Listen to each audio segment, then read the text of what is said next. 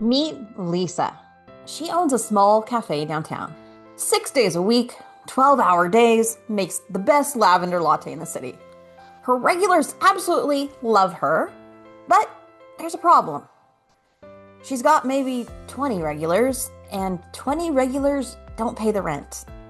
Last month, Lisa spent $800 on Facebook ads, $300 on a radio sponsorship, and $200 on flyers that ended up as sidewalk litter. 3 different marketing attempts, $1,300 out of pocket, and do you know what she got for it? 4 new customers. 4. Here's what Lisa didn't realize and what a lot of small business owners miss. The problem isn't a lack of effort. It's taking the wrong approach. By the end of this video, I'm going to show you 6 new marketing strategies that help businesses actually get more customers without burning through their budget. These aren't trendy tactics that'll be obsolete next year. These are timeless strategies that will work whether you are cleaning windows, cutting hair, repairing cars, whatever it is that you do. And I'll share how Mike, a local plumber, used just one of these strategies to go from scrambling to work to being book solid for 2 months, and that was without spending a single dollar on advertising. But first, let's talk about why most small business marketing fails. If you're a small business owner, this scenario probably sounds familiar. You need more customers. You've got bills to pay, employees on payroll, your family counting on you.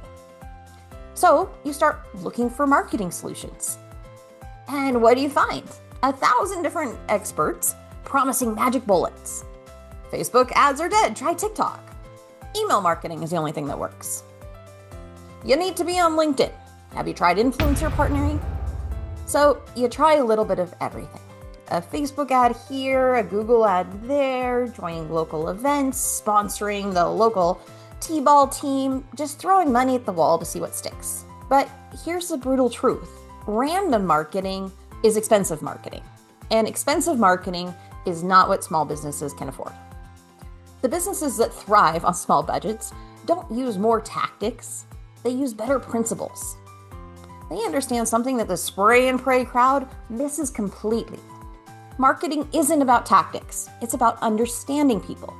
And once you understand people, you can earn their business and get them as customers without breaking the bank. So let's dive into principle number 1.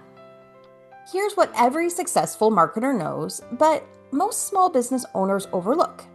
People don't buy products, they buy solutions. They want to solve their problems. They buy feelings. They buy the story they tell themselves about who they are or who they want to become.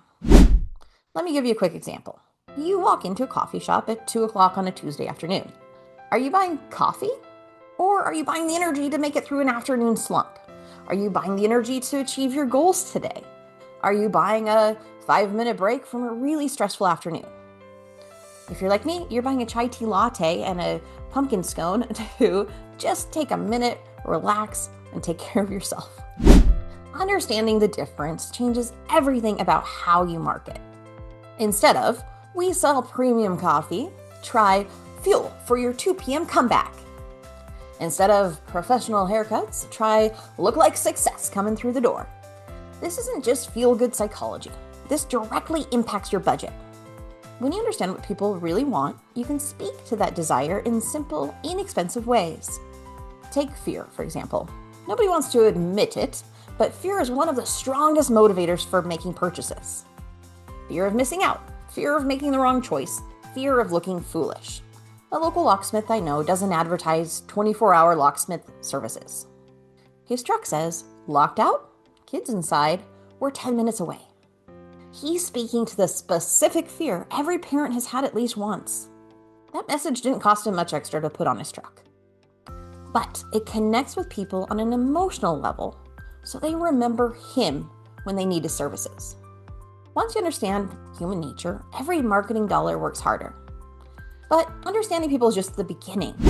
Let's talk about the most underrated marketing tool most businesses already have.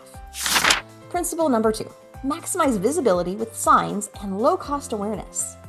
Your business sign isn't just a sign.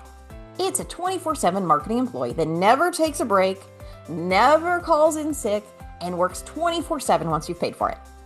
But most small businesses treat their signage like an afterthought. Generic fonts, boring messages, colors that blend into the background. It's like hiring the best salesperson and then making them whisper. Let me tell you about Maria, who owns a small tax preparation service. For years, her sign said Martinez Tax Services in black letters.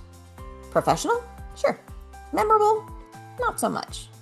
Last year, she changed it to get your biggest refund legally in bright, eye-catching colors. Same location, same services, same everything except for the sign. Result? 40% more walk-ins during tax season. That's 40% more customers from a one-time investment of $300.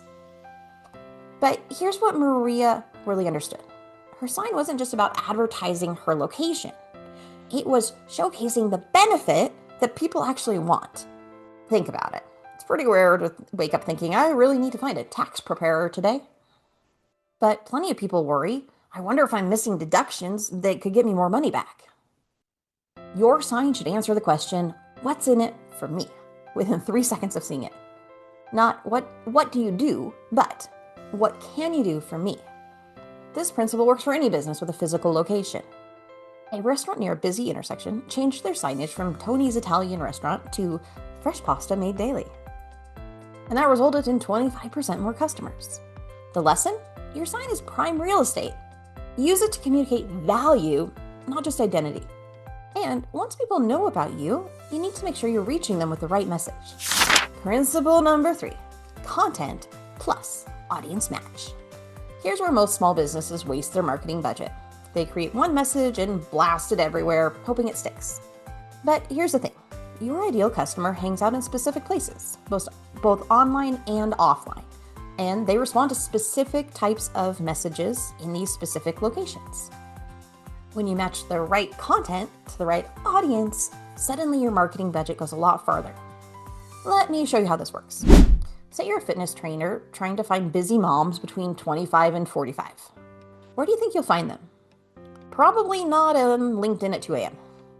But they're definitely in Facebook groups after 9 p.m. when the kids are asleep. They're on Instagram during school pickup in some eternal line. They're reading community newsletters and looking at the bulletin board in the grocery store. So instead of $500 on a generic newspaper ad that everybody sees but nobody cares about, you spend $50 making flyers for the right grocery stores and spend a little more time in those Facebook groups. But knowing where they are is only half the battle. You also have to know how to talk to them. Here's a content framework that works for any business. Problem, cause, solution, benefit. Problem, exhausted by 3 p.m. every day. Cause, your morning routine is draining your energy instead of building it. Solution, 15-minute morning workouts for busy parents. Benefit, feel energized all day without waking up at 5 a.m. See how that speaks directly to their specific situation? You're not just saying I'm a fitness trainer. You're saying, I understand your exact situation and I have the exact solution. This approach works whether you're posting in local Facebook groups, creating flyers, or just talking to potential customers. You're speaking their language about their problems. And here's the budget-friendly part. Once you nail this message, you can use it everywhere.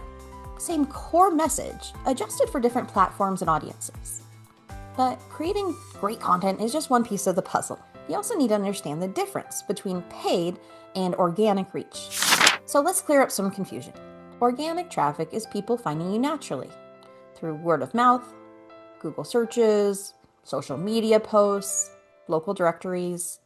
Paid traffic is people finding you because you paid for an ad.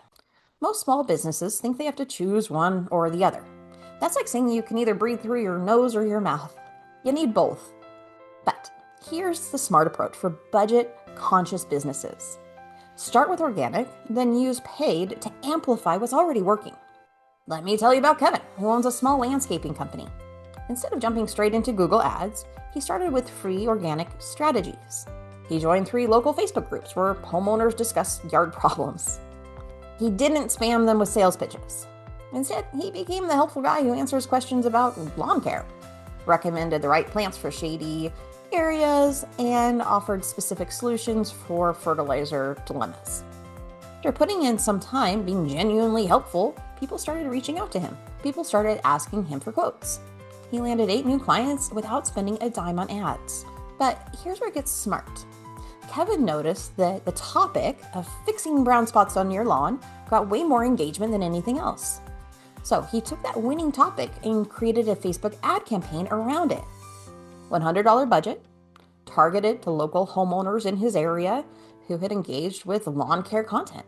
The tiny ad spend brought in 3 more clients and paid for itself more than 5 times over. The lesson? Let organic traffic show you what works, then use paid traffic to really double down and get that much more amplified results. Once you have that proven message, that's where you can start fueling it with the paid ad dollars. And speaking of reaching people with the right message, you need to understand that different people need different types of content depending on where they are in their buying journey. Principle number 5, the marketing funnel. Think about the last time you made a significant purchase. You didn't go from never heard of this company to here's my credit card in one step, right? You probably went through 3 stages. First, you became aware there was a solution to the problem. Then you considered your options. And finally, you made a purchase decision. This is called a marketing funnel, and understanding it will save you thousands in marketing spend. Here's the mistake most small businesses make. They create ads that try to sell to everyone, regardless of where they are in this journey. Imagine walking up to a stranger in the street and saying, "Hello, Steve, will you marry me?" That's essentially what you're doing when you run an ad that says, "Call now for 50% off," to people who have never even heard of you. Awkward. Instead, you need different messages for different stages. Starting with the awareness stage. Awareness stage. Did you know that 73% of plumbing emergencies happen at the worst possible time? That's educational content that introduces the problem. Next is the consideration stage. Here's how to choose a plumber you can trust when disaster strikes. This is helpful guidance that positions you as the expert. Then we have purchase stage. Emergency plumbing. We're available 24/7 and will beat any written quote. This is the direct call to action for people who are ready to buy. This approach is incredibly budget friendly because you're not wasting money trying to sell to people who aren't ready to buy. Instead, you're building awareness and trust, which makes your eventual sales message much more effective. You've got to build that know, like, trust before that transaction occurs. Let's use this video for an example. If I were running a cold ad that said, "Hey, call me and I'll help get your missed call text back set up.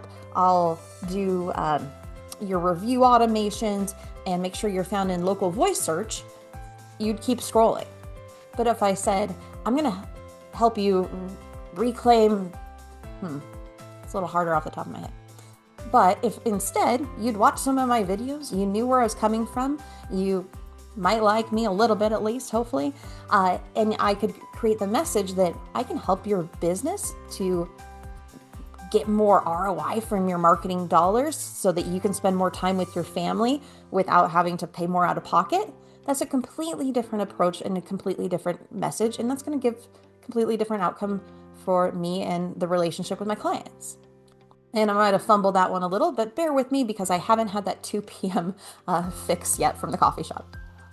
All that being said, even the best marketing funnel won't help you if you treat every customer like a one-time transaction. And this brings us to the most important principle of all. Build relationships. Here's a question that'll change how you think about marketing. Would you rather have 100 customers who buy from you once or 20 customers who buy from you 5 times and refer 2 friends each? The math isn't even close. But most small businesses spend all their marketing budget trying to attract new customers instead of building relationships with the ones they already have. There's a concept from the book Good to Great by Jim Collins that talks about something called the flywheel. Imagine you're trying to spin a big, heavy wheel. The first push barely moves it. The second push moves it a little more. But if you keep pushing consistently, it starts to get the momentum of its own and eventually can move on its own without you having to keep pushing it. That's what relationship-based marketing looks like. Every positive interaction, every exceeded expectation, every thoughtful follow-up adds momentum to your business's flywheel. Let me tell you about Carl, who owns a small auto repair shop. Instead of spending his marketing budget on ads, he invests it in relationships. Every customer gets a handwritten thank you note after their service. Every oil change comes with a complimentary car wash. He sends birthday cards to his regular customers and holiday cards to everyone who uses his services. Sound expensive? He spends about $200 a month on the thank you notes, cards, and small expenses. But here's what that $200 gets him. 85% of his customers are repeat customers, and he hasn't spent a dime on outside advertising in 2 years. Last month alone, one satisfied customer referred 4 friends who needed service. That's $2,400 in revenue from a relationship that he spent maybe $20 to build over time. It's cheaper to keep a customer than find a new one, and happy customers become your unpaid sales force. Now, this doesn't mean that you stop looking for new customers. It means you build your marketing strategy around building relationships that compound over time, instead of just chasing one-off transactions.